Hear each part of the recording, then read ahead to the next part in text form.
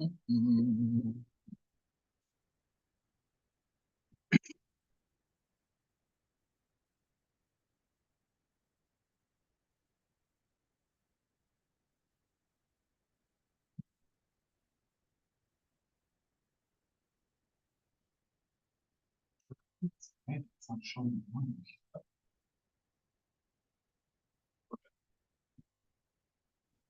All right. Good evening. Today is Wednesday, May 22nd, 2024 at 6 p.m. We are in the Brecksville Broadview Heights Education Center, 6638 Mill Road, Brecksville. This is a special meeting of the Board of Education in public for the purpose of reviewing and approving the 5-year forecast update, personnel recommendations, a revision to the BBH administrative guidelines, K-5 ELA textbook adoption, and to consider the tentative agreement with the Brecksville Broadview Heights Organization of Support Staff. This is not to be considered a public community meeting. There will be no public participation at this meeting. Item 1B, please stand and join me in the Pledge of Allegiance. I pledge allegiance to the flag of the United States of America and to the republic for which it stands, one nation, under God, indivisible, with liberty and justice for all. Item 1C, roll call. Mrs. Gaelic, Yes. Ms. Kramer, Yeah. Ms. Minkowski. Yes. Ms. O'Meara, Yes. Mr. Dosen. Yes. Item 2, other board business. Item A, resolve to approve the tentative agreement between the Brecksville Broadview Heights City School District Board of Education and the Brecksville Broadview Heights Organization of Support Staff. Whereas the Board of Education of the Brecksville Broadview Heights City School District, the board, and the Brecksville Broadview Heights Organization of Support Staff collectively, the parties, are parties to a collective bargaining agreement effective July 1st, 2021 through June 30th, 2024. And whereas the parties engaged in the process of negotiating a successor agreement, and whereas the parties through the negotiating process reached a tentative agreement effective July 1st, 2024 through June 30th, 2027. Now, therefore, be it resolved, the Brecksville Broadview Heights City School District Board of Education, upon adoption of this resolution, hereby approves and adopts the tentative agreement between the Board of Education and the Brecksville Broadview Heights Organization of Support Staff effective July 1st, 2024 through June 30th, 2027. Be it further resolved, the superintendent and the treasurer CFO are hereby authorized to execute any and all documents to effectuate the above reference agreement on behalf of the Brecksville Broadview Heights City School District Board of Education upon such other terms and conditions as set forth in the July 1st, 2024 through June 30th, 2027 tentative agreement reached with the union. Be it further resolved that it is hereby found and determined that all formal actions of the board concerning and relating to the adoption of this resolution were adopted in an open meeting of the board, and that all deliberations of the board and any of its committees that resulted in such formal action were open to the public when required by law in full compliance with the law. May I have a motion? So moved. Second. Okay, you want to It's a comment? wonderful thing to have two contracts negotiated, finished before June. It's a great accomplishment. I cannot thank enough both BEA and BOSS and the members of their negotiating team. The level of professionalism that BOSS brought to the table and the swiftness at which we were able to deal with and handle the items that we were negotiating was just outstanding. We did it in 3 days. Some may think, well, that was awfully quick, but it was very productive is what it was. I mean, at our last board meeting, I had to remind Craig, start the meeting because he was working on stuff for negotiations because they were in the side conference room finishing up negotiations that night. So we were kind of pulling double duty, and it just goes to show that they were in it for the right reasons. And as Mark said, the last meeting, I don't think either side is always 100% happy. And that's how negotiations should go. And it means it was a successful negotiation. So I can't thank them enough. I also want to make sure that I express my gratitude to our negotiations teams, but especially Craig and Brian Wyckoff with the institutional knowledge and history that they brought to the table. For me, being the new guy, we would not have been able to get through this process if the two of them wouldn't have brought me along in those areas and shared the backstory and the information that went into it. So to both of those guys. I really appreciate the help and assistance, and I promise not to be such a heavy lift next time. But it was a team effort, so I'm glad it's over. Well, and I'm just going to echo sentiments I shared last week, because last week in our meeting, we approved tentative agreement with BEA, with our education staff, and now it's our support staff. And so once again, Jeff, new guy on the block, this is your first go around and you got thrown in negotiations. But you had a great team around you, and you guys all put in a lot of hours, worked some late nights. The board and district very appreciative of all the efforts that you put in, and appreciative of our support staff as well as our educators. As you mentioned, both sides had to compromise, and that's usually a balanced agreement that both can live with. And so, we're very supportive of it. So extend our thanks and appreciation for you and your team and both sides, that we can wrap this up, have labor peace, and then focus on the really important things ahead of us. I'm not sure what I'm going to do. Yeah. I've been a superintendent for a total of 4 years, and I've negotiated 5 contracts in 4 years. So I'm looking forward going into a school year where I don't have any negotiations. So, and we can really get some great work done, it's coming soon, because the team has been working. Strategic planning is rolling right along. I'll have great updates at the June meeting for the board, but yeah, it'll be exciting, not negotiating next year. Yeah, man, and it also gives clarity for our 5-year forecast, at least our financial picture, where we have another 3-year extension where we can predict at least our employee costs. There's still variabilities out there on the state. There always is, always will be probably, but at least we have a better handle on that. So, we can do a good job in trying to look down the road and plan for the future. Any comments or questions from the rest of the board? I think you covered it Okay. really well. I think we're all very appreciative, and appreciate you covering it all, Mark. I got the easy part. In reading all that one. Yeah. Yes. There you go. My context fogged up a little in the middle, but I threw it. All right, great. Why don't we go roll call? Mrs. Gaelic, Yes. Mrs. Kramer, Yes. Mrs. Bykowski. Yes. Ms. O'Meara, Yes. Mr. Dosen. Yes, item passes 5-0. Congratulations, everyone. Moving on to item C, resolve to approve the revised administrative personnel guidelines as attached. May I have a motion? So moved. Second. So Jeff, this is a slight adjustment right now. This is the full review of administrative guidelines. That'll be coming hopefully in June as we finish that up. But this is a quick adjustment to go along with the adjustments that we're making operationally at the elementary building. This is putting in line that Colleen Toth and Bob Magyar will be equals in the building.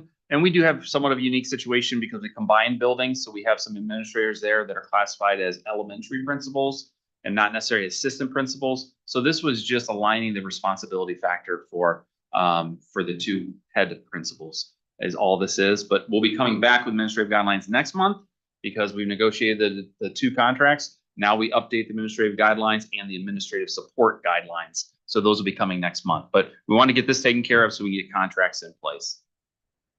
And just for reference for people that might be dialing in terms of what is an administrative guideline, what is that document? We have 2 categories of employees that are organized, that are represented by unions. That's BEA, our educators, and BOSS, our support staff. Those are the tentative agreements that last week we did. The teachers, today we're doing support. Then we have additional administrative employees in the district that are not part of a union. And so this administrative guideline covers that category of employees. And because they're not unionized, it's not a negotiated process with a contract. Instead, it is just guidelines that the board needs to approve. And then that governs the relationship of our administrative employees to the district. Any questions or comments? I have questions just for clarification. So we have our administrative structure at the elementary will be 2 head principals. We'll also have an assistant principal and we'll have another principal. So just to break it down, same head count as we've always had. Right. So there's 4 of them. So you'll have a primary head principal, which is Colleen Toth. Then you'll have an intermediate principal, which is Bob Magyar. Can you cover the grade levels just Yes, so people know perfect. primary and intermediate? Primary is K1, 2 in this instance. and intermediate is 3, 4, 5. So they are the decision makers for those grade levels. And then our other two assistants, or our other two principals at the elementary, Chris Hartland and Tina, will be essentially their assistants. So Chris will be with Colleen with K1-2. Tina will be with Bob in grades 3, 4, 5. Okay. So are they assistant principals or are they head principals and principals? They are acting as assistant principals, but because they were principals in our district and we combined buildings, Okay. they came over as elementary principals. So when Okay. you look at this, you'll see that there's an elementary principal and then there's a head principal. Right. And So then they there's- are elementary principals. Which would be used in the event that they retire or leave the district. So moving forward as a district, as those become vacancies for whatever reason, they will be replaced with assistant. Yeah. I Great just need- question. Yeah, I needed to clarify. Nope, that. great question. I did too. Understand my head. Okay, thank you. And some of this reorganization of leadership at the elementary building is why the administrative guidelines needs to be updated, because occasionally over time, we make adjustments to positions in the district, levels of responsibility, and those need to be reflected in our guidelines, which explain all the jobs that we have in the district on the administrative side. Other questions or comments? Roll call. Mrs. Gaelic, Yes. Mrs. Kramer, Yeah. Ms. Whitekowski. Yes. Ms. O'Meara, Yes. Mr. Dosen. Yes, item passes 5-0. Moving on to item 3, superintendent's other business. Item A, resolve to approve the K-5 ELA textbook adoption as attached. May I have a motion? So moved. Second. This is our K-5 ELA adoption being slightly encouraged by the state to be aligned with the science of reading. And what we talked about last month was the $200,000 the state has afforded us to help the cost or help defray some of the costs of this adoption. It does not cover all, does not cover half. It covers $200,000 worth. So this process had to be expedited. Our typical adoption process, but just because it was expedited, the amount of attention and focus that was put on it by Dr. Martin, his staff, as well as our teaching staff. I sat in many of the sessions as they were debating on what program or what curriculum we were going to adopt, and it was very rich conversations. It's not the silver bullet. We don't, it isn't. We teach standards, and we will meet the needs of our students no matter what tools we have. But this tool is aligned to the science of reading, and we will be in compliance with the state. So, Just for clarification too, Jeff, had the state not come out with this encouragement, which is probably more like a mandate, were we looking at refreshing our Well, K-5 we have ELA? we have a rotation, a curriculum adoption rotation. So I'm not positive, and I'll let Dr. Martin speak to it. It would have come up again for a refresh, just like we did math here Right. recently. So I'm not sure where we were in that rotation, but I believe we were getting close. Okay. We probably wouldn't be doing it going into this school year because we were already doing math. We probably would have been the following school year. But Dr. Right. Martin, correct me if I said something wrong. Fifth year of the current ELA program will expire at the end of next year. I believe we did that in 2020. And we have components that do align.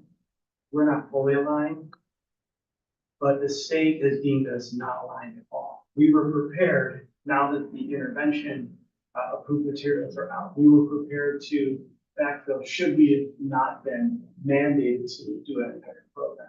But the thing about CKLA is it is all inclusive. It has both strands of the rope. It has the reading rope. Do that, but it has the comprehensive skills and the foundational skills. The other products we were looking at, Wit and Wisdom, did not have the foundational skills at K2. And then we have this supplement somewhere. A lot of conversation. We want to have 1 million different products going. Now, again, I'm weary. So they said they can do everything for every single kid. We all know that's not true. We all know that it comes down to instructional practices. But I think this is going to be something the teachers are going to be able to. It's going to be challenging. We've got a schedule on tomorrow about thoughts, questions, anything else? It's a big challenge. Sure. Talk about heavy lifting. Mhm. Well, good luck with that. Any other? Any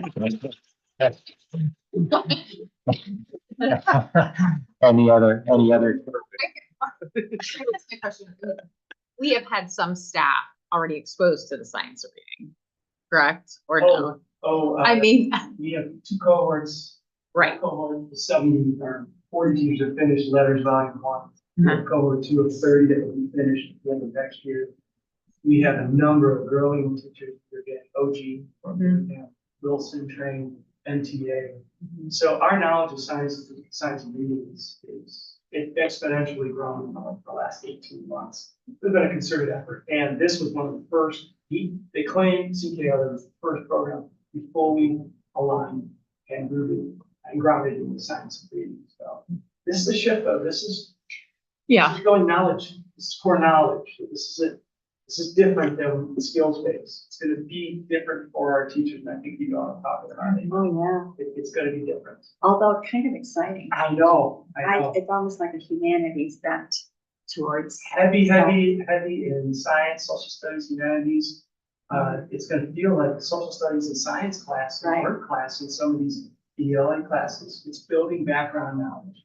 There's a lot of cognitive science now stating that reading comprehension, which the science reading after kids are automatic and accurate, that's how they become good at reading comprehension, is read a lot of things and get a lot of background knowledge.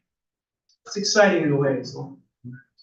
Back to your comment that the state determined the district not to be aligned, was the fact that our students' test scores in reading part of that? It was me being truthful last spring all day when they said, tell us exactly what you're using in K-12. And the materials that we're currently using on this now didn't apply, did not get accepted, they're not on the approved list. I did not hold back. I said what we were using in every grade level. That got us a big fat not aligned this year. Even though our students were and have been performing up to state standards. Well, it was common with peer districts too to not be aligned, correct? In many cases, You looked at many high-performing districts, they were not aligned. they were not aligned, high-performing districts. But his truthfulness on that got us $200,000 too. So Right. thank you, Dr. Martin. And Fontesson now, that whole thing is very political. Yes. You know, you need to understand that there is a lot of politics that has gone into the fact that it is not considered provable. So we shift. As public educators need to. So truth gets you money. That's the sum. Yeah. on this. I'm just trying to wrap it up here. Truth. Yeah. See, truth pays. Yeah. Truth pays. Okay. Any other comments or questions? Roll call. Mrs. Gaelick, Yes. Mrs. Kramer, Yes. Ms. Pikowski. Yes. Ms. O'Meara, Yes. Mr. Dosen. Yes, item passes 5-0. Moving on to item 4, 5-year forecast. Okay, here comes all the fun stuff. Oh, you tease. Buckle up. Now, this is again just an update, so this is not super in depth. We're just updating what happened in November. So quickly, again, it's a forecast, it's a snapshot in time. And again, probably by tomorrow, it'll be maybe obsolete. So it is a living document that can change. Assumptions are laid out, don't represent a baseline for current or future negotiations. Let's say future, since we're done currently. With our collective bargaining agreements, we do continue to monitor the financial situation in a very unique economic environment, which continues to provide interesting outcomes with our economy. The forecast includes potential revenues. This was updated according to the most recent things I talked about last week in terms of the TIF analysis. So some of our revenues temporarily, again, have decreased because of that new analysis. So that's just been updated with the new TIF numbers that we have as of today. Quickly, again, we can see that BBHCSD is locally funded. We see that the state is in red in terms of the amount of their funding, and the blue is what our tax base and local funds provide us. So we are not necessarily good recipients of the fair school funding, although it is good as a whole for the state of Ohio, but we do not directly really benefit from the fair school funding platform because we are not considered on that formula still. These are our revenue projections, which are pretty consistent, a little bit elevated from where we were in November, primarily due to some really good interest earnings as well as investment earnings, well above what we originally anticipated, which again, we normally try to temper those down just because you never know what you're going to get. We've been very fortunate with our partnership with Dollar Bank, where a lot of schools don't keep a lot of cash necessarily in their accounts. They'll put them with Star Ohio because they can get about 5.5%. Dollar Bank has been very aggressive with their public funds, and we have been getting about 5.7% every single month, just keeping it in the savings account. We do have money that's in Star Ohio as well as investments, so we've done well in that arena. We also see a little bit of an increase in the restricted grants because of the $200,000 we got. So those are also some increases that we were able to kind of put into the forecast. So the revenues are up from where they were in November. And then the expenditures, actually relatively somewhat consistent of where they were in November, and we'll look at the comparison here shortly. Cash balance and true days cash, we've talked about this as well. So we have our cash policy right now. We're looking at kind of maintaining where we were last year. Fiscal 23, we had 172 days of cash. Looks like we'll finish right about there again this year. And then we start our decline. Drawing the attention, though, is really where we are right now in fiscal 27 and fiscal 28. We see a large fiscal cliff here. And we've tempered down some of those. I've tempered down just in terms of more reasonableness in terms of the health insurance as well as the salaries for that year. So we'll see how this plays out. Again, that's 4 years down the road. But this seems to be where they're under almost all scenarios we had, even through the negotiating process, where there is a large discrepancy of pushing us below 90 days, which is something we're going to obviously keep an eye on. So this is our KISS statement. You can see at the top part of this is where we were in November. And then at the bottom, we can see, I have to zoom this out just a smidge, maybe not. At the bottom is where we are today. So in fiscal 28, back in November, we were sitting at about $12.7 million. And today we would estimate that to be $9.7 million. Now, a large reason for that is because we finished negotiations. So those numbers have changed because we were anticipating or we planned for 1.75% increases. Those increases are more than 1.75%. So factoring all of that in, it does ultimately affect our bottom line. The good news is that fiscal 24 is actually finishing or projected to finish in a positive, whereas it was projected to finish in a negative of $67,000 back in November. So with everything all considered, there are some dramatic changes that we'll keep an eye on. It does look that the millage to cover this deficit, if this would hold true at $7 million, would be about 4.68 mils would be required to at least balance the budget in fiscal 28. So in November, this will get updated. We'll push out to fiscal 29 and see where we are as we project forward for next year.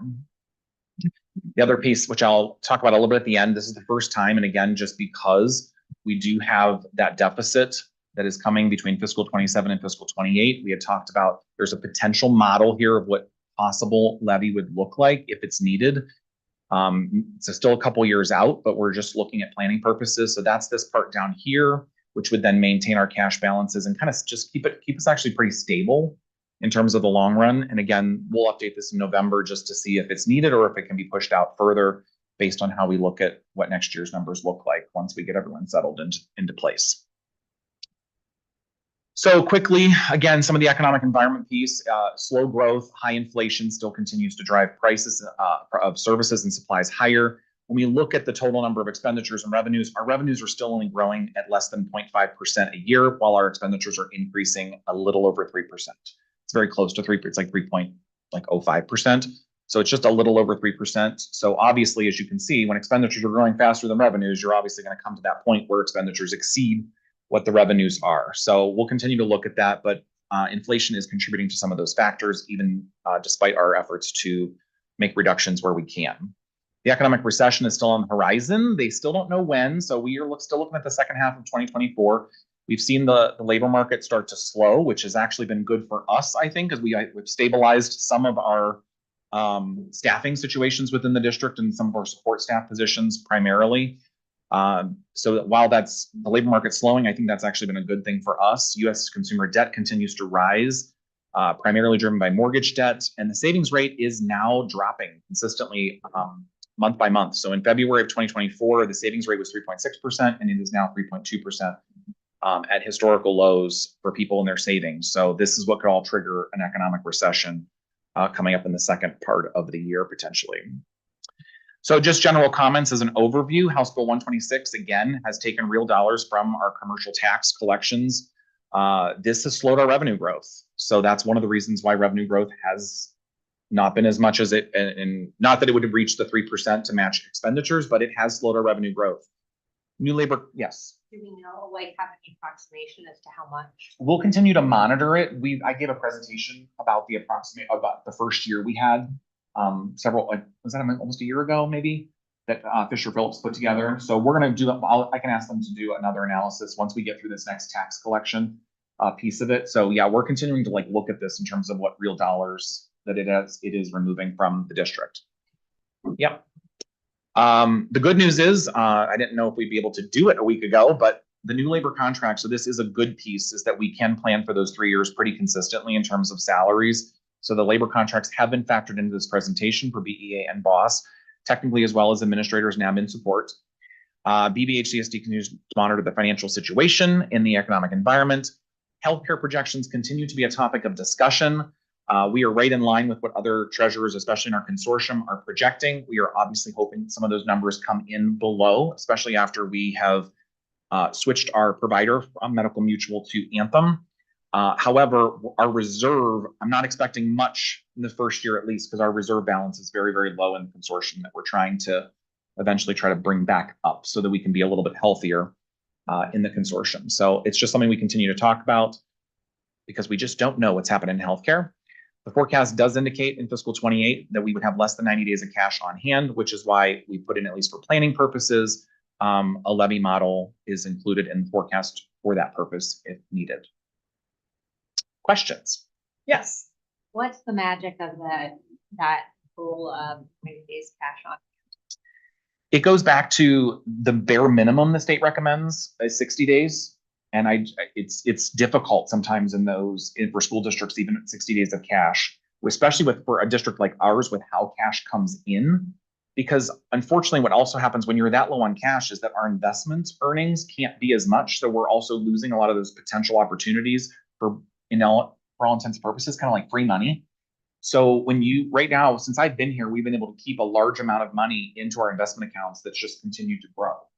So in just a couple of years, we're looking at probably almost $2 million that it's grown. So if we have to use that money for operating purposes and keep it out of the investments, it does affect us negatively in that regard. I just don't like to be in the situation where you sometimes can't pay vendors or you're trying to stretch things because there's these gaps or lulls in when we get our money because we're not state funded, where that comes kind of consistently twice a month. So 90 days is probably a minimum where a district like this should be, a high performing affluent district as a bare minimum is what I would recommend. Any other questions? I feel like I did that faster than ELA. I have just a quick question on the millage to cover the deficit. Yep. You know, does that number, that's just a number to reflect covering that year's deficit? Correct. It doesn't project it all into the future, like, well, that'll keep us, because then, Yeah. Right. Correct. Okay. Yeah, that's just to cover the $7 million. Okay. They would project that 4.68 mils at that time would generate $7 million. Okay, that's what it would take to generate. Yes. And the other piece too, to just to mention is I know we're going through the reappraisal. We've talked about that. That's not necessarily going to generate a lot of revenue for us because if appraisals go up in Cuyahoga County for Brexville and Broadview Heights of 30%, it does not mean the district's going to get 30% or even close to that in terms of increased revenue. We will only receive inflationary measures on the 4.69 mils, I believe it is, for inside millage. So that has been factored into this. However, they've kept even those numbers tamped down a little bit because they just don't know. Because Cuyahoga County went through the triennial update where we only came away with about 14%.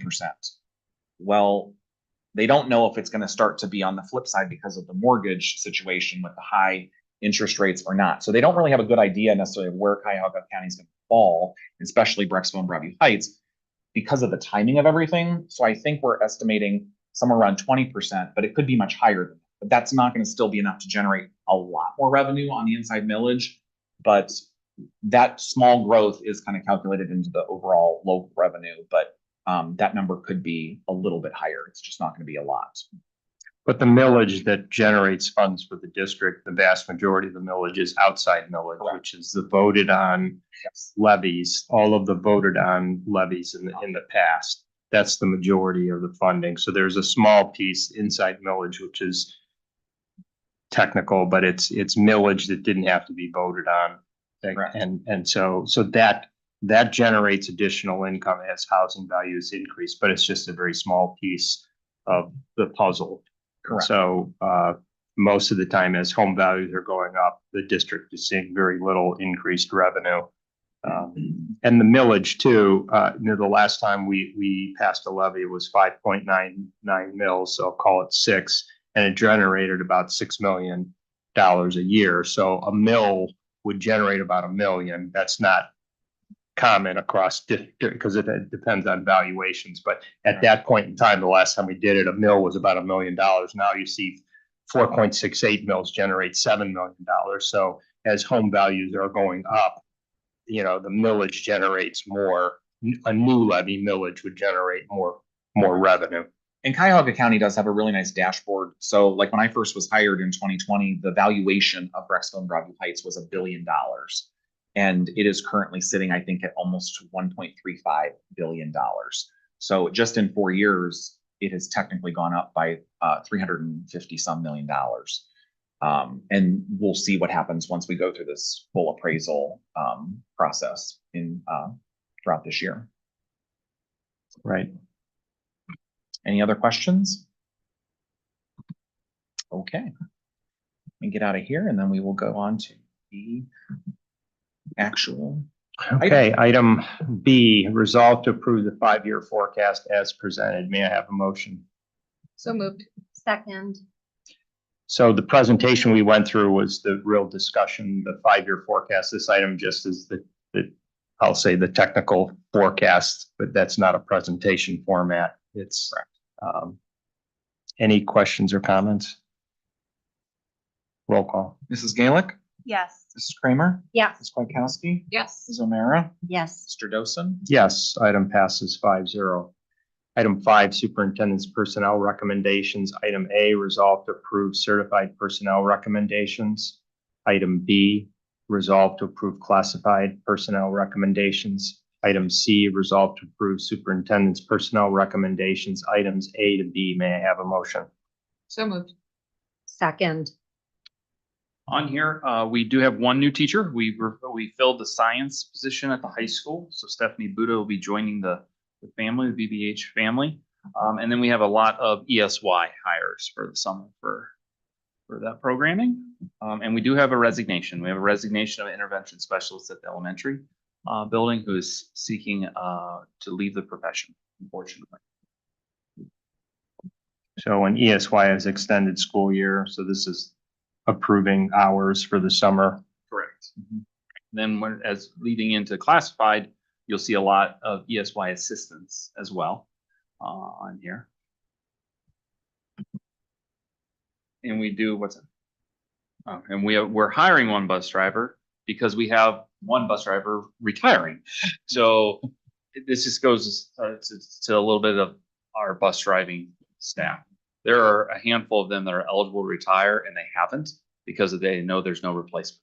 So then when we find one and we hire one, then we usually get a retirement there shortly after. So here's another example of that. So we're very thankful and appreciate Frank's service, but he is retiring effective 7/1.